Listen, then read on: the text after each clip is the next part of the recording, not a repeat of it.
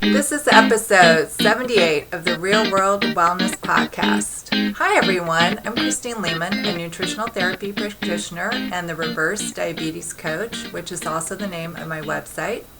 I see clients in person and remotely, and I'm accepting new clients in March. You can reach me using my contact form on my website or just email me at christine@reversediabetescoach.com. Please remember while you're listening to the show, advice and information we provide is intended to be helpful and informative, but is not a substitute for medical advice or treatment. Today we'll be talking about the integration of mindfulness with psychotherapy. And to discuss this topic with me, I want to welcome Dr. Ronald Siegel to the program today. Dr. Siegel is Assistant Professor of Psychology, part-time at Harvard Medical School, where he has taught for over 30 years. He is a longtime student of mindfulness meditation and serves on the board of directors and faculty of the Institute for Meditation and Psychotherapy. Dr. Siegel teaches internationally about mindfulness and psychotherapy and mind-body treatment, and has worked for many years in community mental health with inner-city children and families, and maintains a private practice in Lincoln, Massachusetts. He is the co-author of the book Back Sense, a revolutionary approach to halting the cycle of chronic back pain, which integrates Western and Eastern approaches for treating chronic back pain.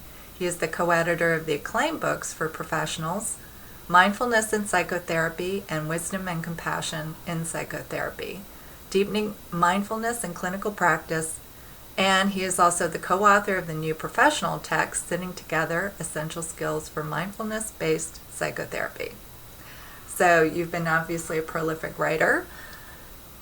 Yes, first, thank you very much for having me on the podcast. You're very welcome. And I know that you also live in Lincoln, Massachusetts. So are you getting some of the nice warm weather we're having further down here? Yes, and we've had some extraordinarily warm, a little disquietingly warm weather, I'm afraid, for February and March. Right. And the irony is now in the Washington, D.C. area, we're actually going to have a cold spell and maybe some snow. There you go. So I thought we would just start out with some of the basics. Can you first define mindfulness? Sure. Mindfulness is actually an attitude toward experience. So it's a way in which we learn to relate to whatever arises in the mind and body, whether that be a pleasant experience or an unpleasant experience, whether it be an emotion, a sensation. And the attitude is one of awareness of this present experience with acceptance. And what's interesting is when most people hear that, especially if you haven't done many mindfulness practices, most people say, oh yeah, I know how to be aware of my present experience with acceptance. But what happens once you take up these practices is you develop what they call at Google higher resolution consciousness, the ability to notice things in great detail in your awareness. And it's kind of like, if you will, more pixels per square centimeter.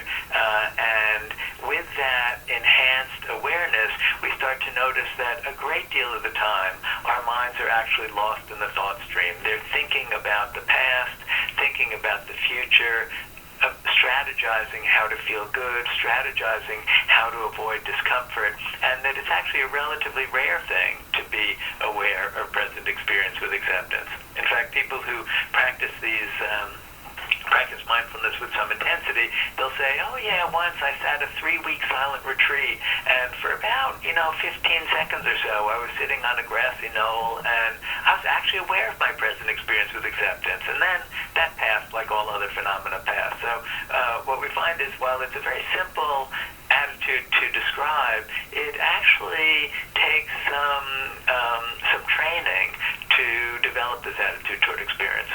Mm-hmm. Right. I know you refer even on your website to your own busy, unruly mind, and in Buddhism we call it the monkey mind. Indeed. And that is, I think, our big challenge. I was wondering, too, people have often heard about meditation. How does mindfulness fit with meditation? Is there anything distinctive about it? Yeah, well, that's a very good question. These are kind of overlapping concepts.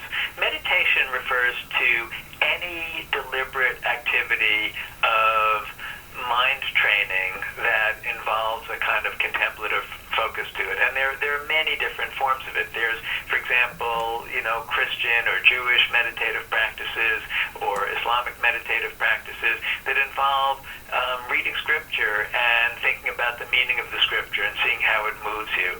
There are yogic meditative practices that are about developing concentration and the absorption in an experience, so that looking at a candle and becoming so focused on the candle that all one experiences is the candle and the thought stream quiets down. There are forms of meditation that are mindfulness meditation, which involves meditation that's designed to cultivate this attitude toward experience, awareness of present acceptance, of present experience with acceptance.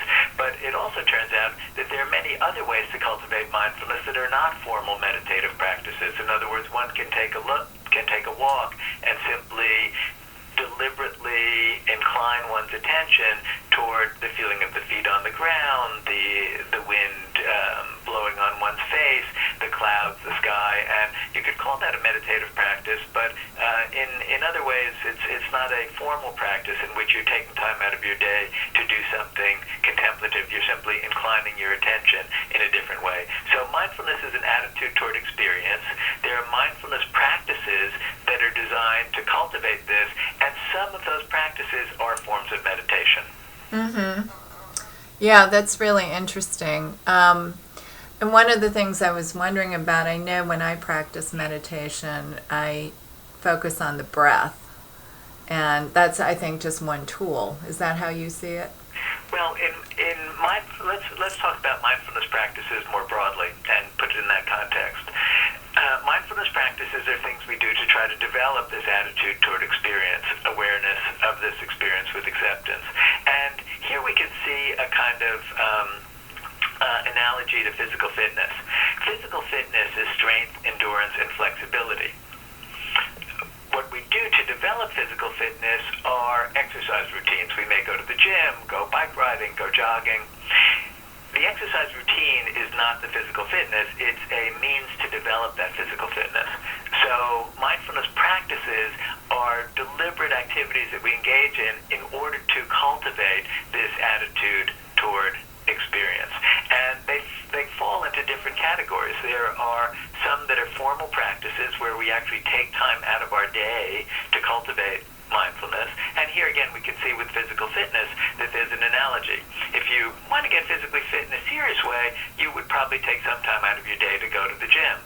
But you could also develop some physical fitness by simply deciding to, walk somewhere instead of take the car, or take the stairs instead of the elevator.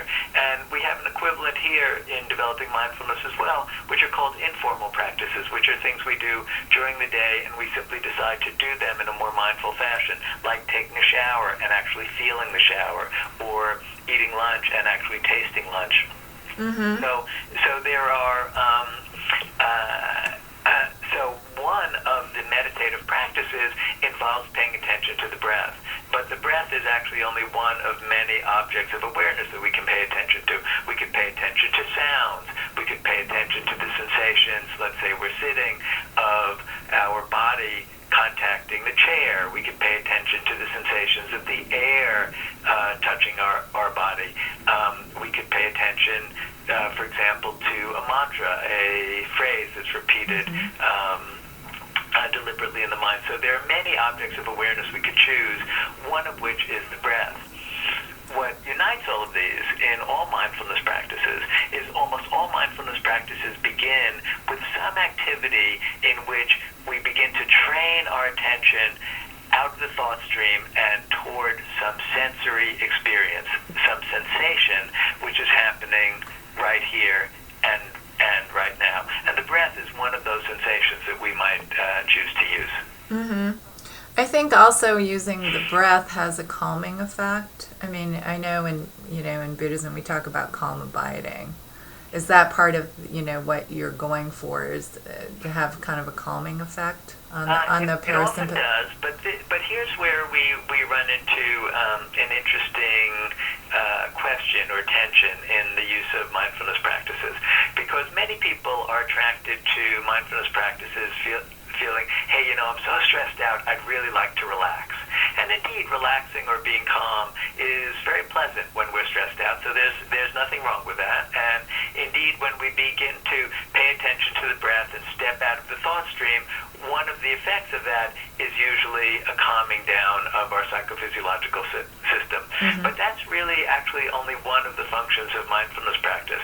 A more profound or life-transforming function of mindfulness practice is actually changing our relationship to experience. So changing how we deal with fear, changing how we deal with sadness, changing how we deal with physical pain, changing how we deal with concerns about, how we're doing compared to other people or self-esteem. So it actually has much more radical implications than the calming, although the calming is one of the effects of the practices. Mm-hmm. Yeah, that's really fascinating. I don't want to let the interview go without asking a little bit about your journey. What prompted your interest in this field? Well, I started doing these practices in high school, and I'm in my 60s now, so that was some time ago. And frankly, I was growing up in the New York area, and it was a time of the counterculture, and there was just a lot of general interest. The Beatles were singing about it. There was a lot of general interest in meditative practices and in transformation of consciousness. So I got involved in this really as an adolescent, getting turned on to the fact that, wow, I can really taste my food when I do these things. Oh, I'm not so preoccupied with what my girlfriend's up to. Oh, I'm not so worried about my grades now. And just sort of noticing that and I could actually see a tree when I walked by it, and feeling like it was enriching life and making me somewhat less stuck in neurotic preoccupations. So I got interested in it at a very early age, just to try to deal with the challenges of being an adolescent. But the insights that came from it actually, in many ways, led to my becoming a clinical psychologist, and then I've had the good fortune of being with a group of colleagues here in and around Harvard Medical School who for about the last 35 years have been meeting and talking about how these practices can inform psychotherapy, and frankly how Western psychotherapy and Western neuroscience can inform our understanding of some of these ancient consciousness transforming practices. So that's been a very exciting journey, and in the last decade or two, mainstream psychology has become interested in this. It's moved from being the province of people with countercultural interests to being very much part of mainstream psychology, to the point now that if you were to go to the annual meeting of the ABCT, the Association for Behavioral and Cognitive Therapies, which is where the most scientifically oriented people in the psychotherapy field meet, where they design empirically tested treatments that have been, shown to be effective for anxiety, for depression, for substance abuse, and the like. The majority of presentations now are on mindfulness and acceptance-based treatments. These have now become mainstream within the mental health field. So it's been quite a journey going from being, countercultural adolescent to being part of this transformation of the mental health fields. Yeah, and I find that really fascinating because there is such a tendency also to want to solve every mental health problem with drugs. And I know they have a place, but I think there's a lot that one can do with these kinds of practices from a general health perspective. There's evidence to support it, as well as I would think the research in the mental health field shows similar, in fact, maybe you can address that. What is the research showing? Well, sure. Well, let me say a couple of things about that. One is, in general, when most people are suffering from, let's look at anxiety as an example. Okay, let's say somebody's struggling with anxiety. What most people want to have happen is, I want to make the anxiety go away. And in fact, people turn toward medication, legal and illegal, to do that, or helpful and not so helpful. People drink to try to get rid of their anxiety. They take opiates, they take other drugs. or they get prescriptions from their physician for either benzodiazepines, which are tranquilizers, or the SSRIs, which are marketed as antidepressants, but actually are more effective at taking the edge off of arousal states, taking the edge off of anxiety states. And the goal is, how do I make the anxiety stop? The problem with that approach is the other thing that people do in order to try to make the anxiety stop is to avoid situations that make them anxious. So if they're, say, anxious about flying in airplanes or anxious about public speaking, they try not to fly in airplanes and they try not to speak publicly. The net result of that is a somewhat constricted life.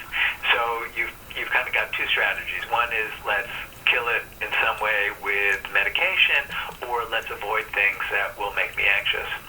A mindfulness-oriented approach is actually is a third option.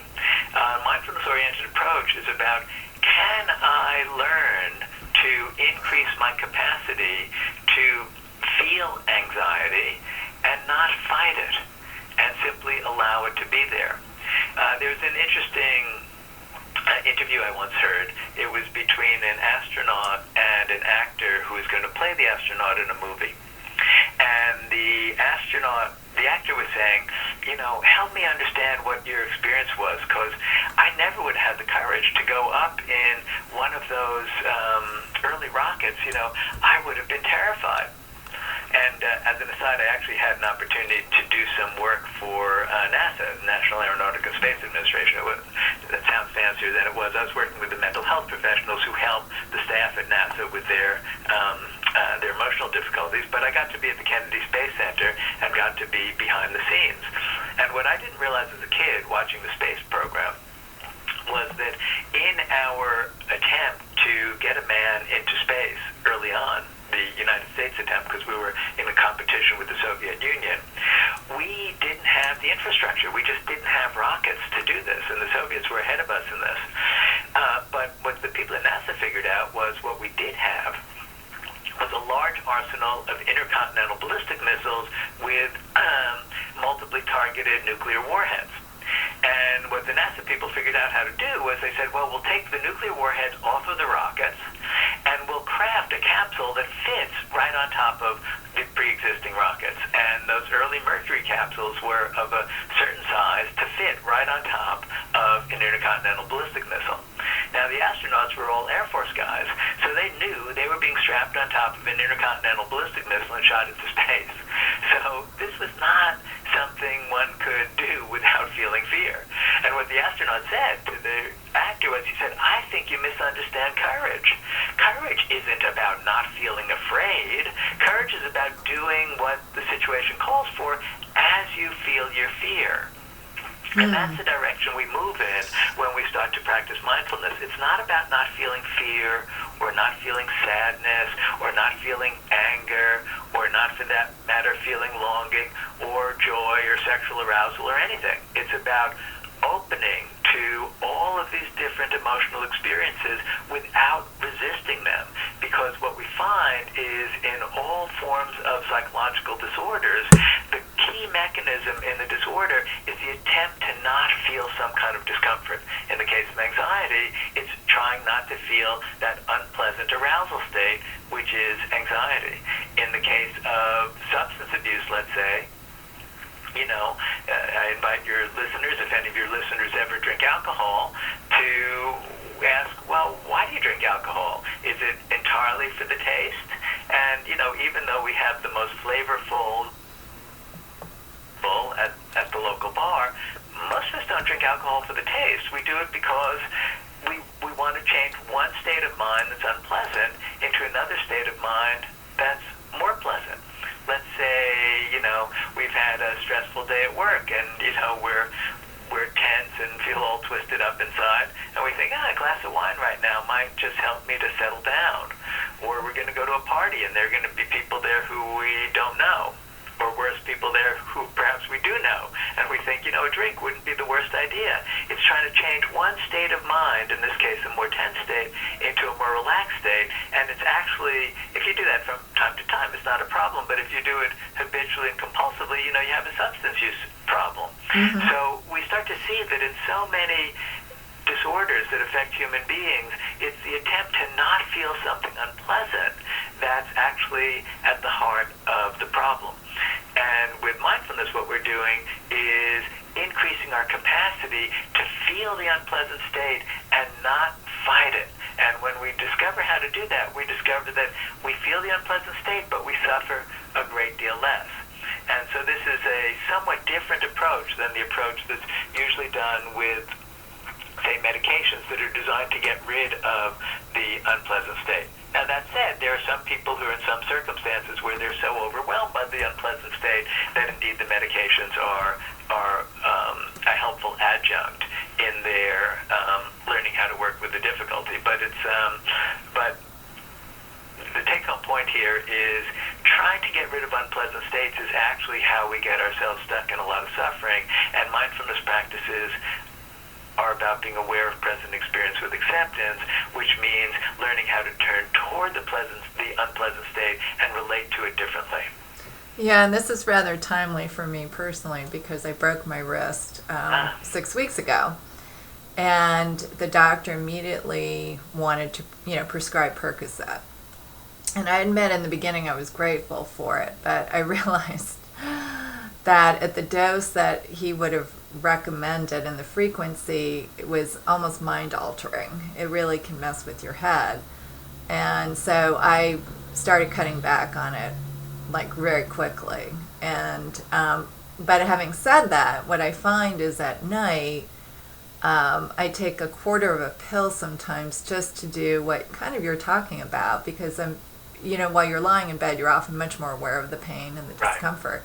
So I take a quarter of a pill sometimes at night, but I'm experimenting with this as well because obviously my goal is to get off it completely, and that's still a very low dose. But I think I surprised him, but the more people I've talked to, other people have said that they've had bad dreams and all sorts of side effects from it, and now it's an opioid, it's an opioid. We have this whole opioid epidemic. So the opioid epidemic has been caused, entirely by physicians and other prescribers offering these medicines to people, thinking that they're doing them a favor, but getting them trapped into an attitude toward pain, which is, I've got to get rid of it. Right. And I can't be with it. There's very interesting neurobiological research about mindfulness meditation and pain. That illustrates this, what I was just saying, quite nicely in the case of physical pain. They took people who had a lot of experience with mindfulness meditation and people who were new to it and had little experience, and they put them in a functional MRI machine, which is basically a scanner that can look at the brain in real time and take a video of brain activity. And then their feet are sticking out of the scanner, so they applied a painful stimulus to the feet. In this case, it was a heat laser. And what they found was in the people who had done a lot of mindfulness practice, the insula, which is a part of the brain which is involved in what's called interoception, noticing what's happening, sensations happening in the body. The insula in the meditators was extremely active and quite stimulated, while some of the prefrontal cortical areas of the brain, which are involved in thinking about our experience and evaluating our experience, were relatively quiet. In the non-meditators, the insula was not as active. In other words, there was less indication that they were actually feeling the sensation of pain vividly, but the prefrontal areas the cortical areas that are involved in thinking about and evaluating it were extremely active. And those areas that were extremely active are the ones that are activated when I think, oh God, I hate this. How long is this going to last? Is this going to keep me up all night? Uh-oh, is the pain getting worse? What can I do to get rid of it? Those thoughts and the accompanying tension and aversion feeling that happens when we're hating our pain, that was very, very active. But the feeling of the pain, the insula, was less active. And then the fascinating additional part to this was that then they asked people to rate their pain level, and there's something called the visual analog pain scale, where you basically take a 10 centimeter line and you mark where your pain is from 0 to 10. And it turned out that the non-meditators rated their pain as being quite intense, and the meditators rated the pain as being not very bad at all. Ah, that's so interesting. So and this is all with the same stimulus, right? So everybody's receiving the same heat laser. So what we see is our attitude toward experience. If we can be aware of the present experience with acceptance, in this case, actually feeling the pain more vividly, but fighting against it less, suffering is reduced. And that is the very same principle that we see with anxiety. We see it around depression. We see it around substance abuse. We see it around all of the different kinds of difficulties that people face psychologically. And so when we're doing mindfulness practice, let's say we're doing a breath practice like perhaps like the one that you're used to doing, and what we're doing is we're paying attention to the sensations of the breath, and thoughts may arise, and we allow the thoughts to come and go, but then bring our attention back to the sensation of the breath. And we do that over and over and over, and the mind wanders quite a bit, so we have to do that, hundreds and hundreds of times in the course of one meditation session. But what we're doing in that process is we're becoming more and more attuned to sensations in the body, starting with the breath, but we also notice the other sensations much more vividly, and we're gradually stepping out of the thought stream so that thoughts are occurring, but we're not identifying with, believing, and following out each thought. We're simply letting thoughts come and go. In the Zen tradition, they talk about it like clouds passing through a vast sky. Clouds appear, clouds go, they appear, they go, but we're not interacting with them in a big way.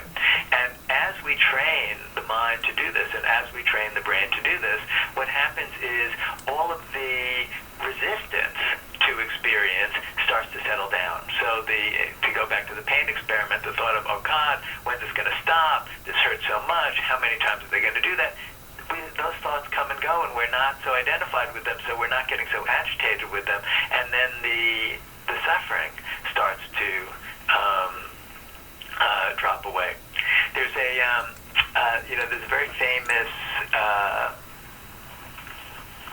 talk that the historical Buddha gave some 2,500 years ago, and I don't have it written exactly in front of me, but it basically goes like this. It says, when touched with the feeling of pain, the uninstructed, run-of-the-mill person sorrows, grieves, and laments, beats his or her breast, becomes distraught. It's as though you were to shoot a person with an arrow, and right afterwards were to shoot him or her with another arrow.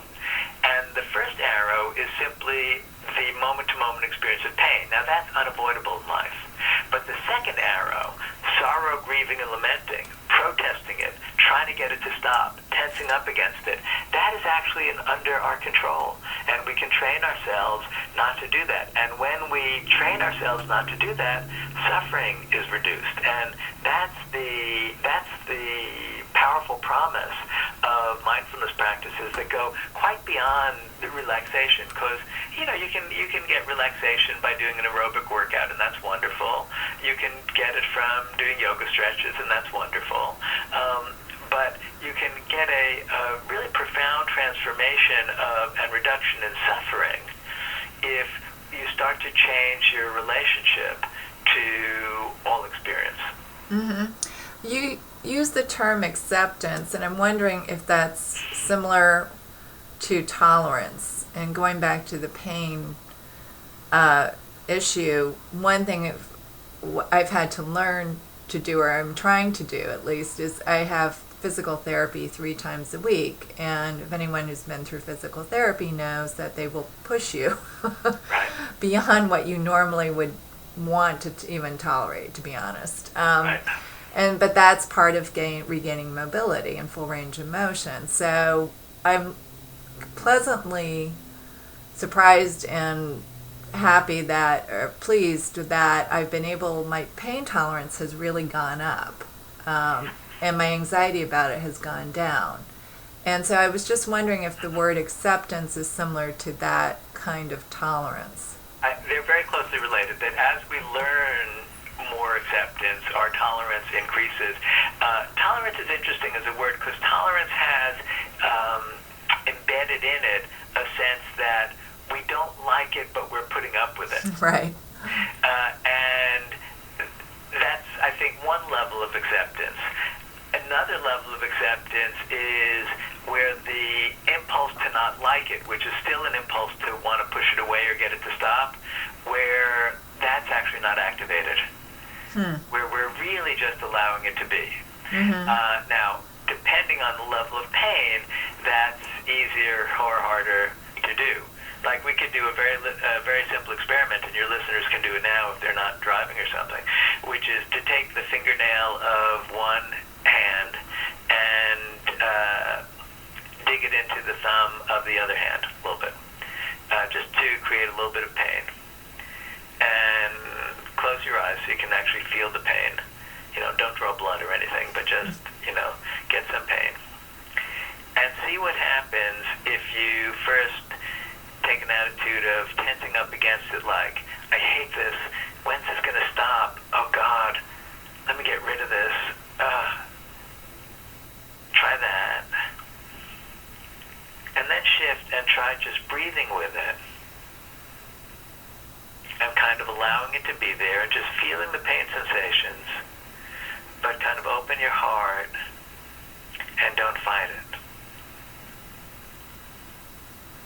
And, you can release it. I don't want to torment anybody, but you'll notice it's a very different emotional state with one than with the other.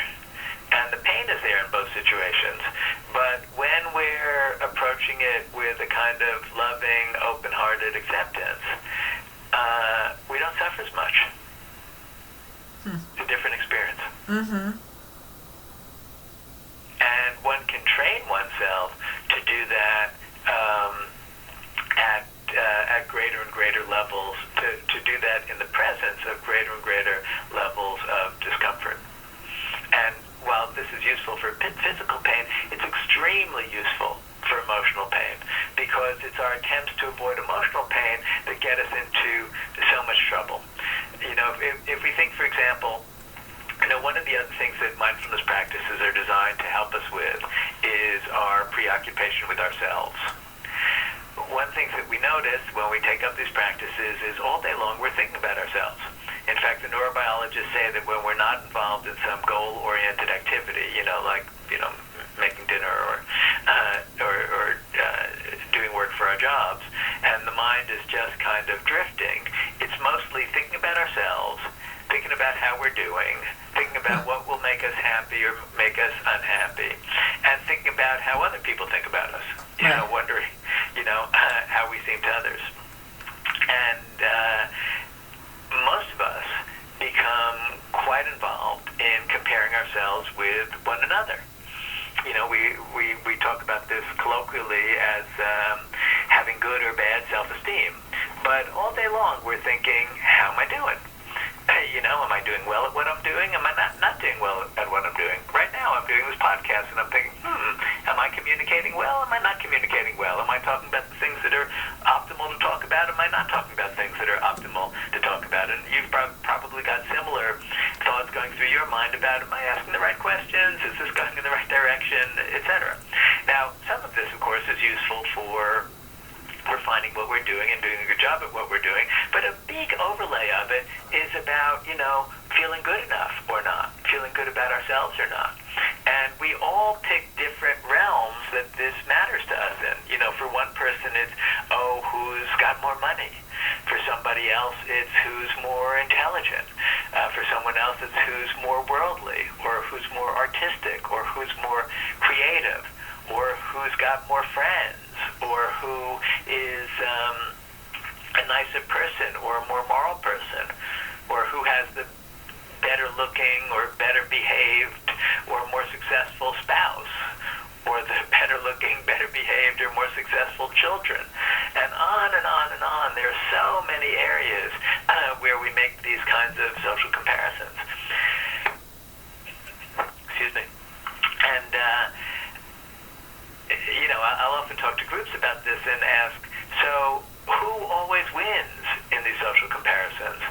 And once a guy raised his hand, I thought, avoid him at lunch. That's a bad sign if you think you're always winning in these social comparisons. But, unless we live in Lake Wobegon, where all of the women are strong, all of the men are good looking, and all of the children are above average, sometimes we come up ahead, sometimes we come up behind. And if we reflect on this and notice the feeling we feel inside when we feel that one of these kind of self-esteem pillars is getting validated, like let's say I like to think of myself as an intelligent person, and somebody gives me feedback that I did something that was intelligent, or I just feel I'm being intelligent now, or I like to think of myself as a kind person, and I do something that makes me feel I'm being kind. There's this uplifting feeling in the chest, this feeling of, we talk about swelling with pride, or, we feel good. And then what do we feel like when the opposite happens? When we fail at something, when we're ashamed, when we don't live up to our inner standards, or when other people judge us harshly. There's this feeling of collapse that happens. It's a pit in the stomach feeling, and almost a curling over feeling that happens. And most of us go through our days with little ups and little downs happening quite a bit. And what's interesting is we fight awfully hard to try to set things up so that we'll feel that swell of pride and that good feeling about ourselves, and to ward off that feeling of shame or failure or disappointment in ourselves or negative judgment. And if we start to examine this whole process through mindfulness practice, we start to notice that first, it's impossible to continually win at things. And the second is, boy, we put a lot of energy into trying to avoid one set of sensations, the feeling of kind of self-esteem collapse, and trying to hold on to the other set of sensations, the feeling of self-esteem boosts. And with mindfulness practice, we get so that we can ride those waves more readily and not take them so seriously. And gosh, does life start to lighten up when we're not so worried about what other people think about us, and not so worried about whether we're meeting some inner standard or not, but where we kind of get it, that we're all, we're all in this life cycle together. We're all going to die anyway, and that all of these evaluative judgments are, they're a little bit silly, even though they're very hardwired in us, because all primates are very interested in their rank in the primate troop vis-a-vis other primates, and who's dominant, who's submissive, who's winning, who's losing, all that stuff. Mm-hmm. So you use the term, I believe in one of your books too, about self-acceptance. Is that what you mean? Yeah, self-acceptance is the antidote to self-evaluation in this way, and these comparative social judgments. And but the judgments aren't going to stop. In the Buddhist tradition, they say the last, they don't use this term, but it translates to the last neurotic tendency of the mind to fall away before highest perfect enlightenment is the tendency to compare ourselves with others. So these comparisons are likely to keep happening. We're unlikely to arrive at a level of self-acceptance where we don't have some of these ups and downs happening, but we can also accept the ups and downs. And just as we can deal with the pain of a wrist better, we can deal with the pain of failure and disappointment better. Mm-hmm. Mm-hmm.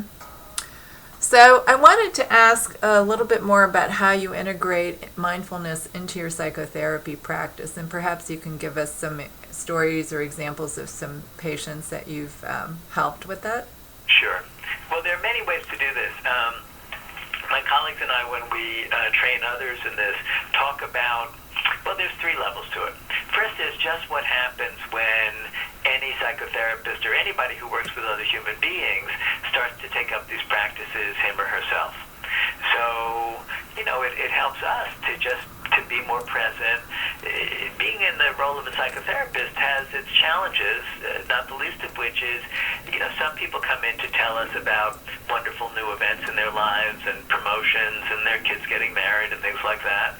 But a lot of times people come in and tell us about cancer, they tell us about traffic accidents, they tell us about marriages breaking up, kids getting into trouble with drugs, painful things.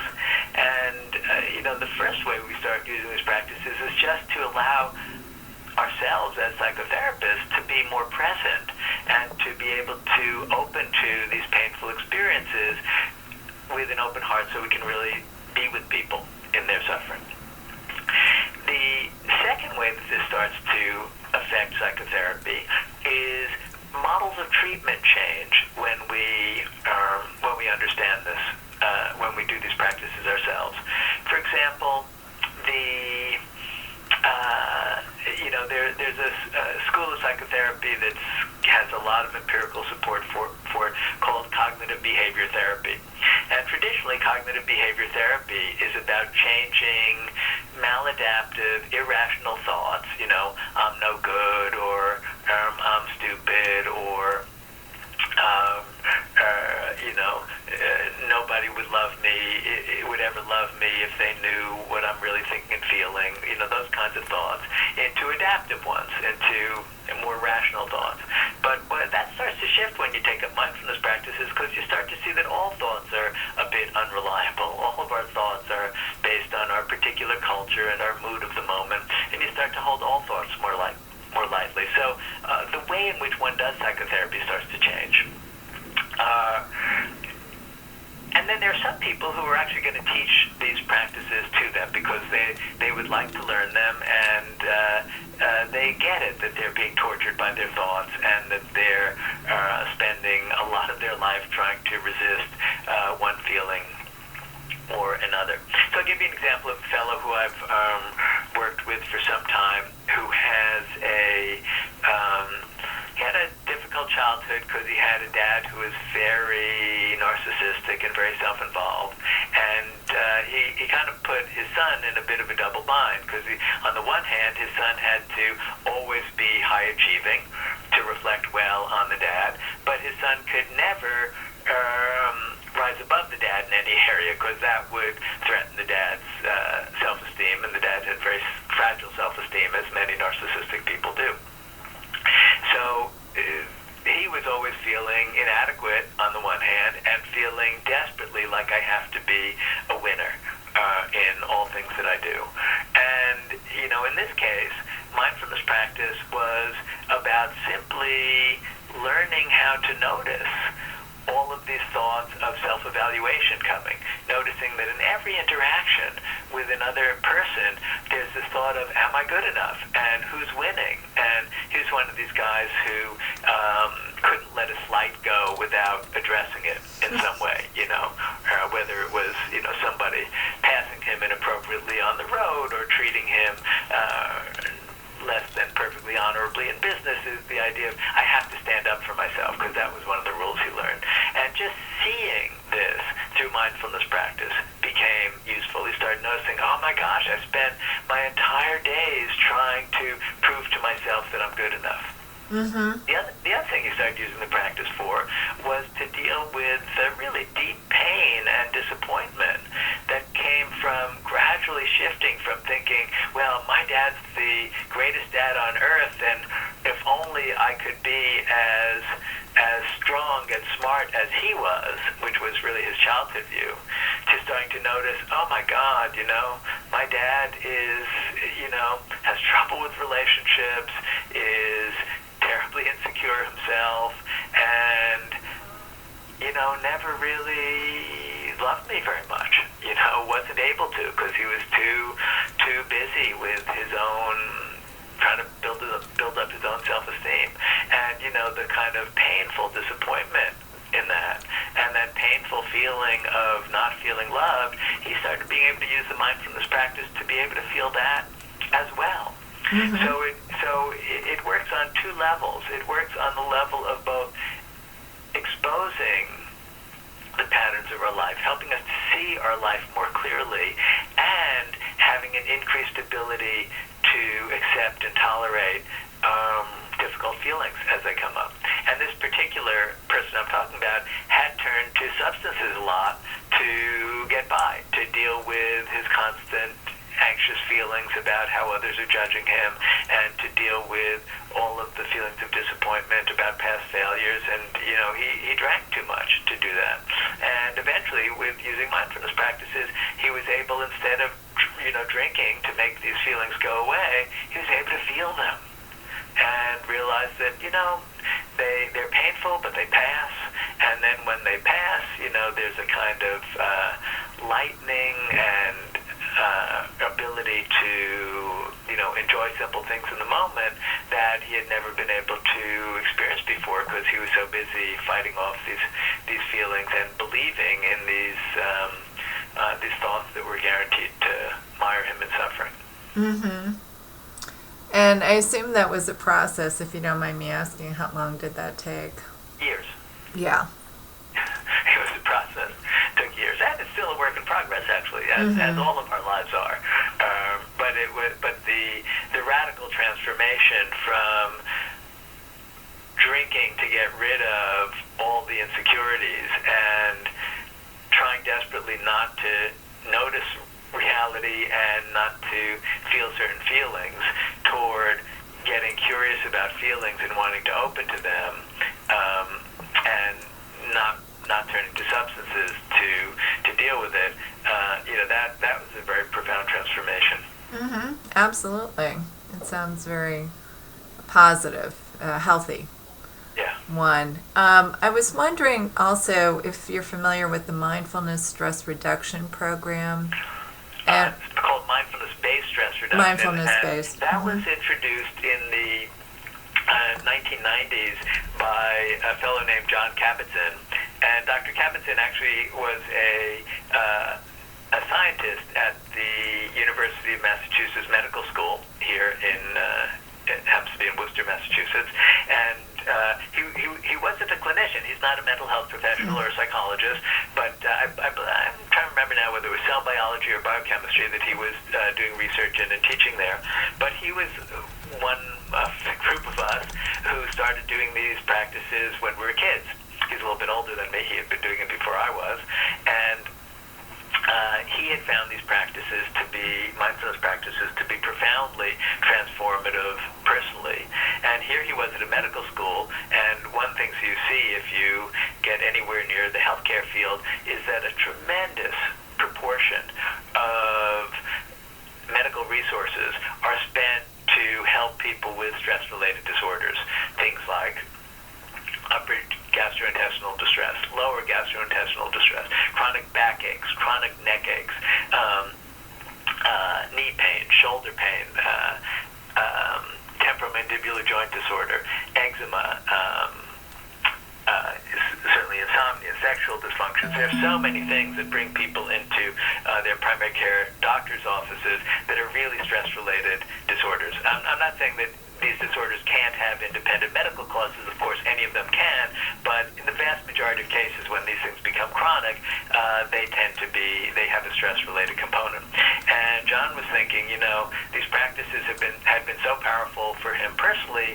Could there be a way to introduce this into the medical community? And he did so. He started figuring out ways. He had practiced in Zen and Vipassana Buddhist traditions, and he was looking for ways to present this in very secular terms, very scientific terms, talking about stress response systems and the like, to the medical community, and he did a very nice job of that, and that eventually evolved into an 8-week structured program, which has been disseminated all around the world, where they have a very careful process of training teachers to deliver the program in a way that's got fidelity to the original model. And now when we see the thousands of studies on mindfulness practice and how it affects all sorts of health outcomes, its neurobiological effects, all this burgeoning research, usually the standard dose, if you will, of mindfulness training that's administered is this 8-week mindfulness-based stress reduction program.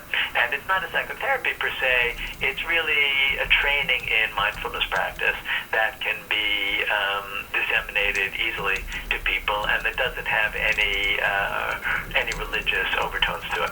Mm-hmm.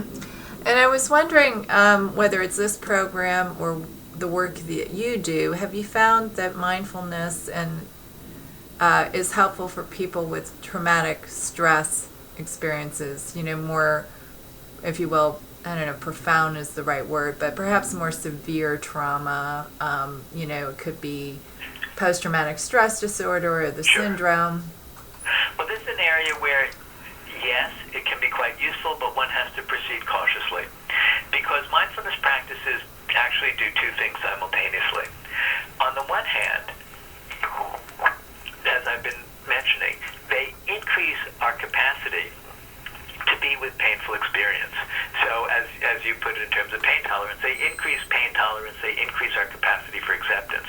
But the other thing that they do is as they develop, as I mentioned, the Google phrase, higher resolution consciousness, what occurs is they bring us in touch with thoughts and feelings that we may have pushed out of awareness. And what happens in trauma, what happens when somebody experiences an adverse event, a painful event, which feels like it's too much to handle at the time that it's happening, is the mind protects itself. It shuts down on the experience. It either forgets the experience, sometimes it'll forget the literal experience. In other words, I don't remember it happened. Sometimes we'll remember the literal experience, but we won't remember the feeling that was associated with it, so it'll be a kind of, intellectual memory. Sometimes we'll just have the feeling, but not be able to recall the event. And this happens in very small ways, just with the various little hurts that occur during the course of our day. If we're busy with work, we don't really pay a lot of attention to them. But, 3 a.m, waking from a dream, suddenly we may recall it, right? And the feeling associated with it may come back into awareness. Well, with post-traumatic stress disorder, things get pushed further out of awareness. And what happens with mindfulness practice is it tends to invite these memories back into awareness, the thoughts, the feelings, the recollections. And if things are going well, what happens is our capacity to be with the discomfort is growing just at the same pace that we're getting in touch with more and more of the past hurts and painful things that we pushed out of awareness. But sometimes these things don't happen at the same pace. And sometimes what will happen is somebody will take up mindfulness practice and suddenly they'll be flooded by, say, memories of childhood sex abuse or combat memories or memories of emotional injuries or the like, and they don't really feel prepared to handle it, and then that can be overwhelming. So it's, to my mind, it's important that people who have serious trauma histories have some guidance in using these practices, and ideally guidance from a mental health professional who's familiar with them. Because it turns out that certain practices actually are safer, like doing things like walking meditation, where you simply bring your attention to the sensation of the feet touching the ground as you walk. That tends not to bring up as much traumatic memory as, say, sitting with the eyes closed and being with the breath. And this is in part because, most of our strong emotions live in the core of our body. Like if you take a moment right now to generate a little bit of sadness, where is that? That's, people will say, well, I either feel it in the pit of my stomach or maybe my throat or maybe my eyes. Or to generate a little bit of fear right now, where's that? Most people point to their chest. Most strong emotions occur kind of in the central axis of the body.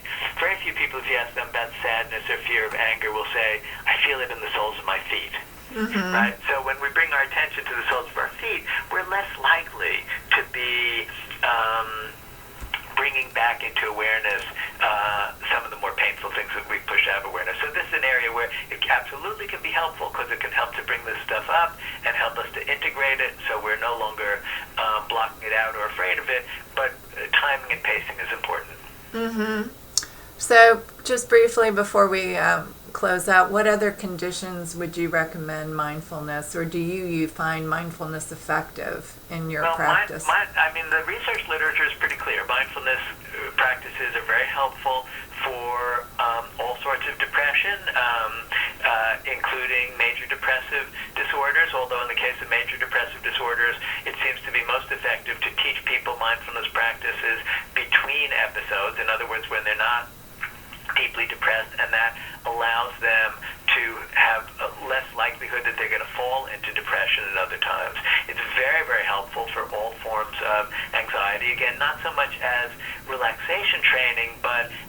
helping people to not be afraid of their anxiety anymore and not to have to avoid it so much. It's quite helpful for all sorts of substance use disorders because it helps people to be able to tolerate the discomfort that often drives people to use substances. And there are whole programs that involve what's called urge surfing, which is when you have the urge to get that piece of chocolate cake or go have the drink or go score heroin, that you actually use mindfulness practices to ride those urges. It can be helpful with post-traumatic stress disorder, only, again, as I mentioned, it has to be guided carefully. It's helpful for attention deficit problems because this does train attention in useful ways. I know it sounds like a panacea for everything.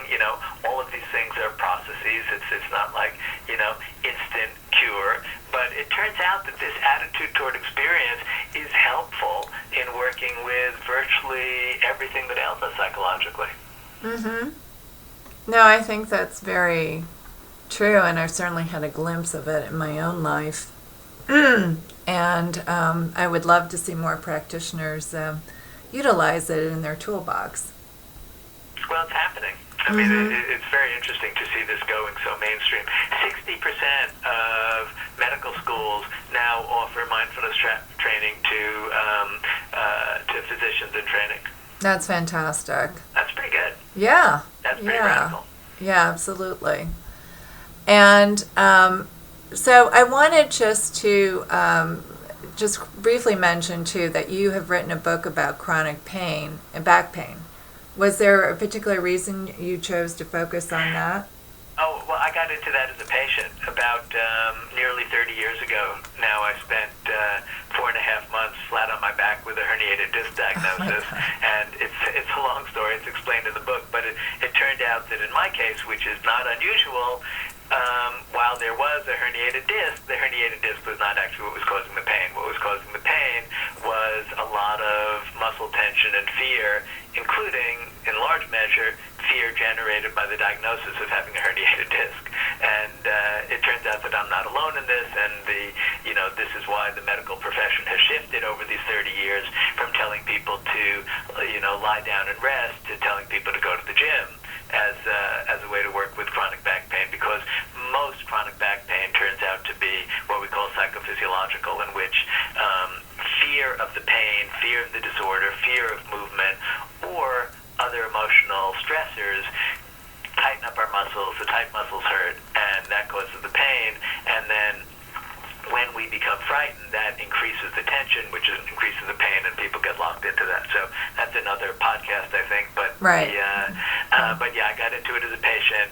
I came out of it very rapidly when I shifted from seeing it as an orthopedic disorder to seeing it as an anxiety problem. And then I realized, hey, I'm a psychologist. I work with anxiety problems. And then I got into studying this and working with physicians.